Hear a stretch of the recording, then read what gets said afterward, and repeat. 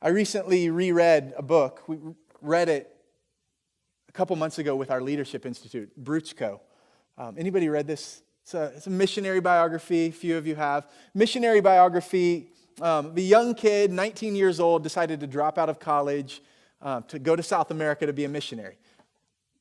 College students, I don't recommend doing that without a lot of prayer, talking to older, wiser people, okay? And if you do that, don't tell your parents, my pastor told me to, okay? Just a disclaimer here. He did. Felt like God was calling him to go preach to the natives in South America. And so he ends up living among and sharing the gospel with a murderous, headhunting people group called the Modelones that no outsider had ever contacted without losing their head. Incredible story of how he goes and lives with them and shares the gospel with them. And one of the things that he does is he reduces their language to writing so that he can then translate some of the books of the New Testament into their language for them. And as with any translation project, there's difficulty you run into because not all languages have words for the same words or ideas from other cultures.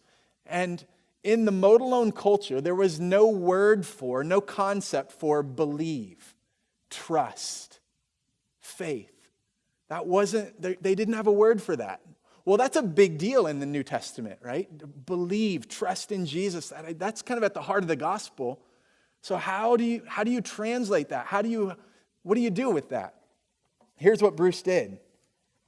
When he'd first come to live with the Modelones, he'd been afraid to climb up in the hammocks where the Modelones slept. They had big poles or pillars that would run through their houses, and they would tie their hammocks in high up off the ground and then climb up the poles at night and get into their hammocks, and that's where they slept, suspended up in these high hammocks. Bruce thought, that's crazy. Like, what if it breaks? What if the ropes don't hold? And so he told them, he said, I'm just going to tie my hammock here down low so that I can kind of have a foot on the ground, just in case. And they laughed at him and they said, you can't do it that way. You have to put your whole self into the hammock. You have to be suspended.